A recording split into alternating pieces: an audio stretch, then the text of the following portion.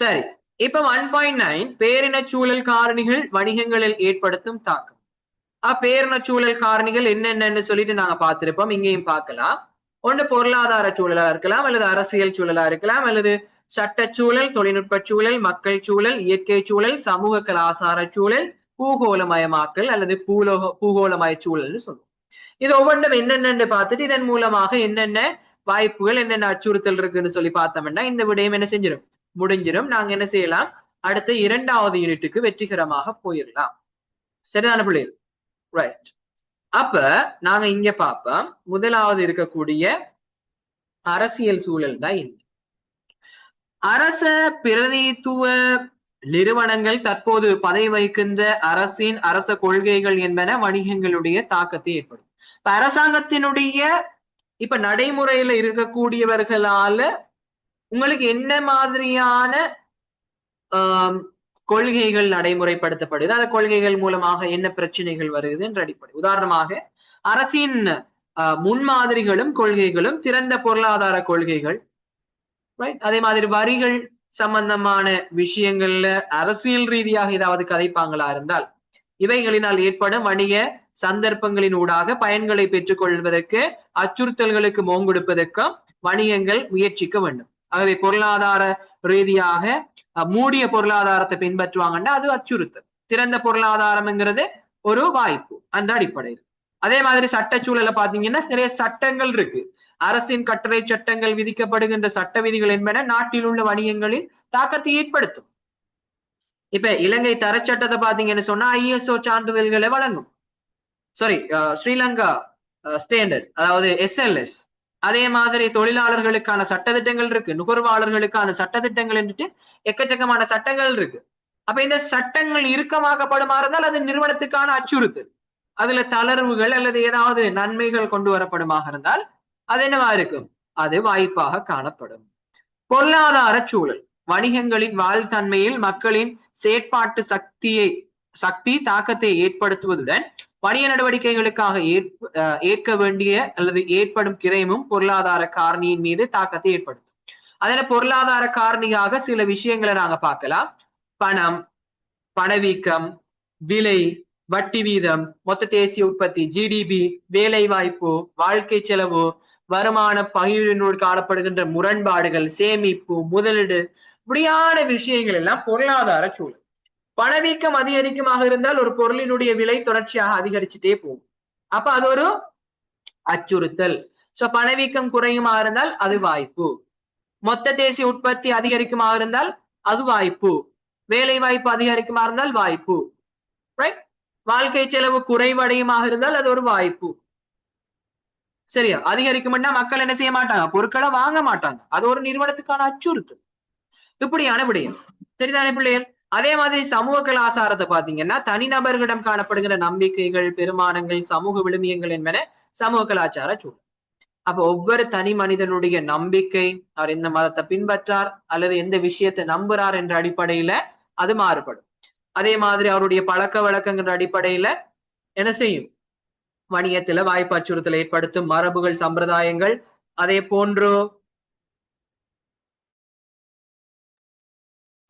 பாத்தீங்கன்னு சொன்னா அவங்களுடைய எண்ணங்கள், அதுல சமய நம்பிக்கைகள் எல்லாமே வாய்ப்பையும் அச்சுறுத்தலையும் கொண்டு வரும். அதே மாதிரி தொழில்நுட்ப சூழல் எடுத்து பாத்தீங்கன்னு சொன்னா தொடர்பாடல் தொழில்நுட்பத்தின் போக்கு, விவசாயம், கைத்தொழில், மருத்துவம் அப்படி மட்டும் இல்லாம ஏனைய பல்வேறு துறைகளில் இடம்பெறக்கூடிய தொழில்நுட்ப மாற்றங்கள், ஏதாவது டெக்னாலஜி பயன்படுத்தப்படுமாக இருந்தால் அங்க தொழில்நுட்ப சூழல் செல்வாக்கு செலுத்தும். புதிய தொழில்நுட்பம் கண்டுபிடிக்கப்படுமா இருந்தால் அது நிறுவனங்களுக்கான வாய்ப்பு.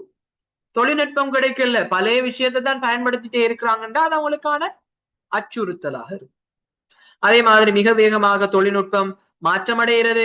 சில வேளைகள்ல அது நிறுவனத்துக்கான அச்சுறுத்தலா இருக்கலாம். ஏன்னா ஒரு தொழில்நுட்பத்துல இருந்து இன்னும் ஒரு தொழில்நுட்பத்துக்கு டக்குன்னு எல்லாம் மாறலாது. அதுக்கு நிறுவனத்துக்கு சில ஏழ்மைகள் இருக்கும், அதுக்கேற்ற மாதிரி ஃபெசிலிட்டிஸ் இருக்கும், வளங்கள் இருக்கும், அப்பதான் மாற்றம் அடையலாம் டக்குன்னு. ஆனா சில நிறுவனங்களுக்கு அது வாய்ப்பா இருக்கலாம், சில நிறுவனத்துக்கு அச்சுறுத்தலா இருக்கு. இப்படி அதே மாதிரி தொடர்பாடல் தொழில்நுட்பம் வளர்ச்சி அடைகிறதுனால வியாபாரத்தை இலகுவாக மேற்கொள்ள முடியும், அதனால அது ஒரு வாய்ப்பா அமையலாம். அதே மாதிரி பொருள்கள் காலம் கடந்தவைகள் ஆதல், ரைட், அதனால என்ன செய்யும், உங்களுக்கு அது ஒரு பிரதிகூலம். அது மட்டும் இல்லாம அது ஒரு அச்சுறுத்தலா இருக்கும். அதனால இந்த தொழில்நுட்பத்தை பயன்படுத்தி என்ன செய்யலாம் என்ற அடிப்படையில நீங்க என்ன செய்யலாம், வாய்ப்பு அச்சுறுத்தலை பெற்றுக்கொள்ளலாம். மக்கள் சூழல் பாத்தீங்கன்னு சொன்னா பிள்ளைகள், இது மக்களிடமிருந்து வரக்கூடிய ஒரு சில காரணிகளை அடிப்படையாக கொண்டது. வணிகத்துடன் தொடர்புடைய பிரதான காரணி சனத்தொகை. ரைட், வாடிக்கையாளர்கள் மூலமாகத்தான் என்ன செய்யப்படுது, வணிகங்கள் இயங்குது. அதாவது சந்தையானது தனிநபர்களை உள்ளடக்கியதாகும். சோ அந்த அடிப்படையில சனத்தொகையினுடைய அளவு, சனத்தொகையினுடைய அதிகரிப்பு, வீழ்ச்சி, வளர்ச்சி, ஆண் பெண் பால் வேறுபாடு, அதே மாதிரி கல்வி மட்டம், வயது மட்டம், குடும்பம், ரைட், மனை அமைப்புன்னா வீடு அமைப்பு, இது எல்லாமே நிறுவனங்களுடைய வாய்ப்புக்கும் அச்சுறுத்தல்களுக்கும் காரணமாக அமையும். நாட்டுல சனத்தொகை பாத்தீங்கன்னா குழந்தைகளினுடைய சனத்தொகை அதிகரிக்குமாக இருந்தால், பிறப்பு வீதம் அதிகரிக்குமாக இருந்தால், அது சார்ந்த உற்பத்திகள்ல ஈடுபடுறவங்களுக்கு அது வாய்ப்பு.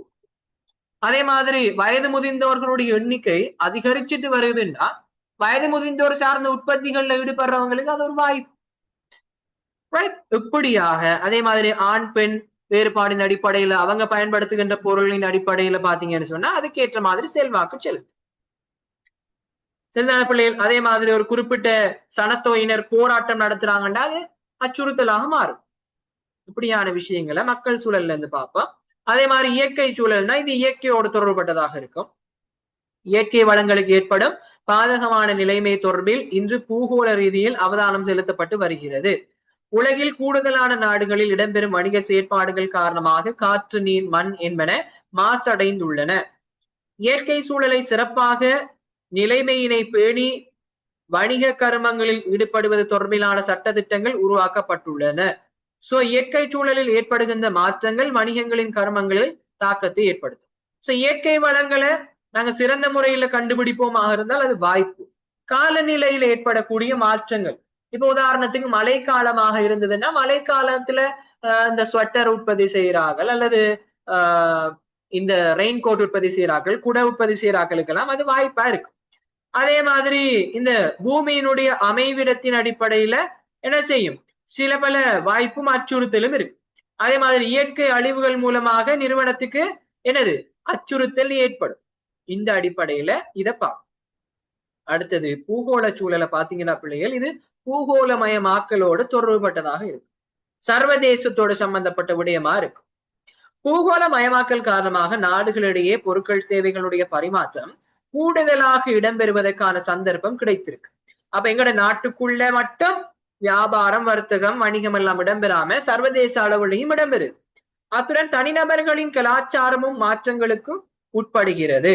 ஏன், இவங்க இலங்கைக்குள்ள மட்டும் இல்லாம வெளிநாடுகளோடையும் தொடர்பு வச்சிருக்கிறதுனால இவங்களுடைய கலாச்சாரத்துல மாற்றங்கள் வருகிறது.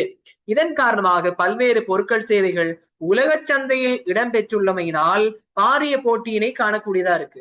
அப்ப உலகத்தை நீங்க எடுத்து பாத்தீங்கன்னா அது உங்களுக்கு ஒரு பாரிய போட்டியாக இருக்கும். இலங்கைக்குள்ள நீங்க மட்டும்தான் இருக்கிறீங்களாக இருந்தால் உலகத்துல உங்களை போல நிறைய பேர் இருப்பாங்க. அப்ப அது ஒரு போட்டி. இப்ப பூகோளமயமாக்கல் வந்ததுனால அது ஒரு போட்டியாக மாறிட்டு. உதாரணம் சொல்றாங்க பாருங்க, வியாபார ஒப்பந்தங்கள் ஏற்படுத்தப்படுது, இது கடுமையாக இருக்குமாக இருந்தால் அது நிறுவனங்களுக்கான அச்சுறுத்தல். இல்ல அது விஷயங்கள் வியாபார ஒப்பந்தங்கள் எல்லாம் நாடுகளுக்கு இடையில பரிமாற்றங்கள் செய்யும் போது வரிச்சலுகைகள் வழங்குறதாம் என்று அறிவிச்சு ஒப்பந்தங்கள் சில நாடுகளுக்கு இடையில மேற்கொள்ளப்படுமாக இருந்தால் அது நிறுவனங்களுக்கான வாய்ப்பு. இந்த மாதிரிதான் வியாபார கூட்டுக்களை உருவாக்குறது. சரிதானே? நீங்க இந்த விஷயங்கள் 11வது யூனிட்ல படிச்சிருப்பீங்க. சரியா பிள்ளை?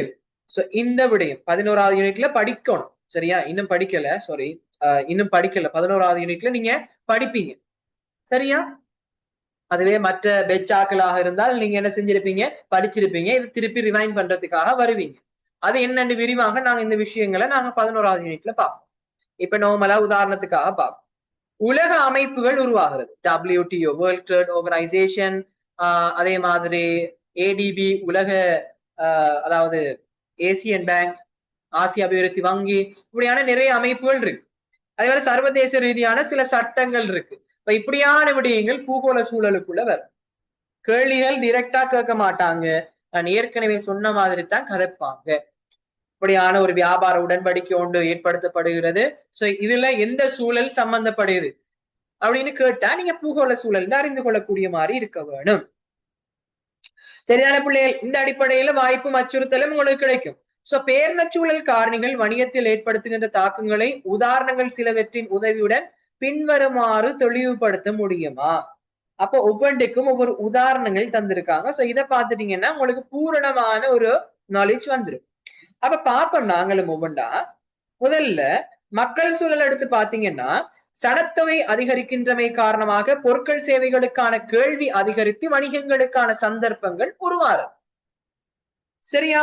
இதுவே மாறி நடக்குமாக இருந்தால் சனத்தொகை குறைவடைந்து பொருட்கள் சேவைக்கான டிமாண்ட் கேள்வி குறைவடைந்துன்னா வணிகங்களுக்கு அது அச்சுறுத்தல். அதே போல பொருளாதார சூழலின் கீழ் வட்டி வீதம் குறைவடைந்தாக இருந்தால் கடன் பெறுகிறது அதிகரிக்கும், வணிகங்களுக்கு சந்தர்ப்பம் உருவாகும், தேவையான அளவு கடனை பெற்றுக்கொள்ள முடியும். அதுவே வட்டி வீதம் அதிகரிக்குது, கடனை பெறுறது மட்டுப்படுத்தப்படுவதாக இருந்தால் வணிகங்களுக்கு அது அச்சுறுத்தலை ஏற்படுத்தும். அதே போன்ற அரசியல் அதே மாதிரி சட்டச்சூழல் எடுத்து பாத்தீங்கன்னா வணிகங்களுக்கு சாதகமான சட்ட திட்டங்களை அரசாங்கம் கொண்டு வருவதாக இருந்தால் அது வணிகங்களுக்கு சந்தர்ப்பத்தை கொடுக்கும்.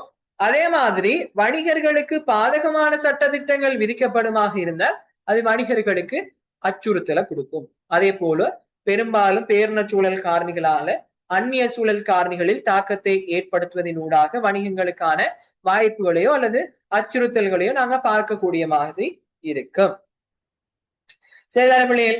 சோ இதுதான் விடயம். நம்ம உதாரணம் சொல்றாங்க பாருங்க. அதே போன்று சம்பள மட்டம் அதிகரிப்பதன் காரணமாக அந்நிய சூழல் காரணி ஒன்றாகிய வாடிக்கையாளரின் வருமானம் அதிகரித்து பொருட்கள் சேவைகளுக்கான கேள்வியை அதிகரிப்பாராம். பாருங்க, பேரின சூழல்ல ஏற்படுகின்ற மாற்றம் அந்நிய சூழல்லையும் மாற்றத்தை அல்லது தாக்கத்தை ஏற்படுத்துதுன்னு சொல்றாங்க. அப்ப இந்த சம்பளம் வருமான மட்டம்ங்கிறது அது எதுல இருக்குன்னு சொன்னா பொருளாதாரம் சார்ந்த விஷயத்துல இருக்கும்.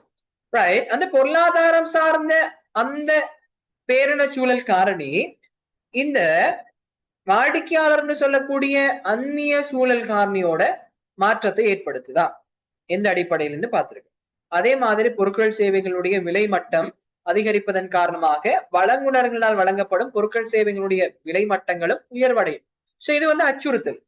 அப்ப விலை மட்டங்கள் அதிகரிக்க அதிகரிக்க பொருள் வழங்கலுடைய விலைகளும் அதிகரிக்கும்.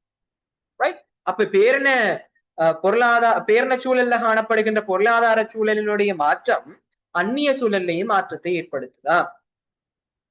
சரியா பிள்ளை? இதனால வாய்ப்பும் அச்சுறுத்தலும் நிறுவனத்துக்கு கிடைக்கும். ஏன்னா புறச்சூழல் காரணிகள் ரெண்டு. ஒவ்வொரு பேரின சூழல் காரணிகளுக்கு இடையிலும் இடைத்தொடர்புகள் காணப்படுகின்றன என்பது பின்வரும் உதாரணங்களின் மூலம் தெளிவுபடுத்தப்படுகிறது. அது மட்டும் இல்லாம ஒவ்வொரு பேரின சூழல் காரணி இருக்கு நாங்க பார்த்தோம். அரசியல், மக்கள், சட்டச்சூழல், பொருளாதார சூழல், ரைட்? இந்த இதுகளுக்கு இடையிலையும் ஒரு இடைத்தொடர்பு இருக்கா? அது எப்படின்னு பார்ப்போம். இரத்தின கற்கள் இருக்கும் பிரதேசம் கேள்வி இயற்கை சூழலுக்குரியதாகும்.